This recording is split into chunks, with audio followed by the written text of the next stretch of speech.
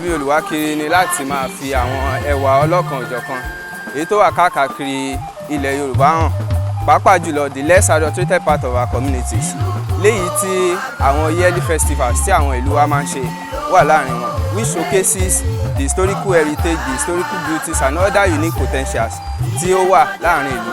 Gẹ́gẹ́ bí kábíyèsí aláyélúwà ọba Olúgbénga Adéoyè Oyinlọ́lá kejì yóò ti máa síwájú gbogbo ìlú Òfìkì gun òkè Ọbàtálá lónìí fún àṣekágbá ọdún Alawo Ekun festival year 2025 ní ìlú Òfìkì.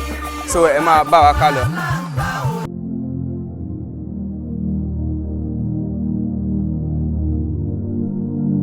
Ìbà o làwa ń fọjọ́ oníjú báyà lásìkò kọ́wádọ̀ títí wa.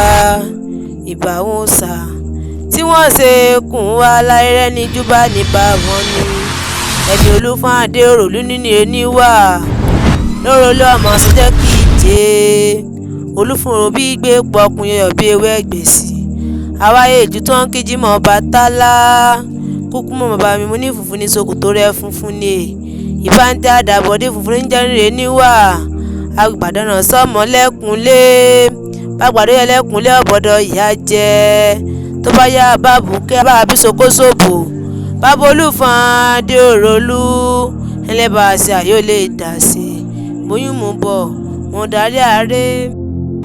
Alawo olóyè ọmọ ọgbà Àdìgún ẹ̀dú ọba díẹ̀ kádégbò ẹ̀ka ọ̀ká ṣoṣo àjànàkú ní mi gbó kìyìkìyì.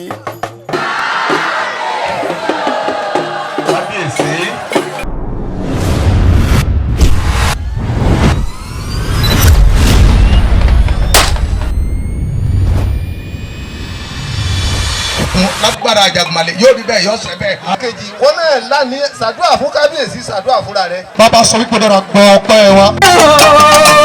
Àwọn aláṣẹ Èkún ìwọ̀n bá ọ̀sẹ̀. Àdìgún ìwọ̀n bá ọ̀sẹ̀.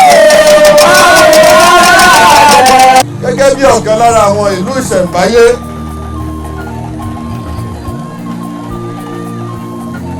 tó ti wà tipẹ́tipẹ́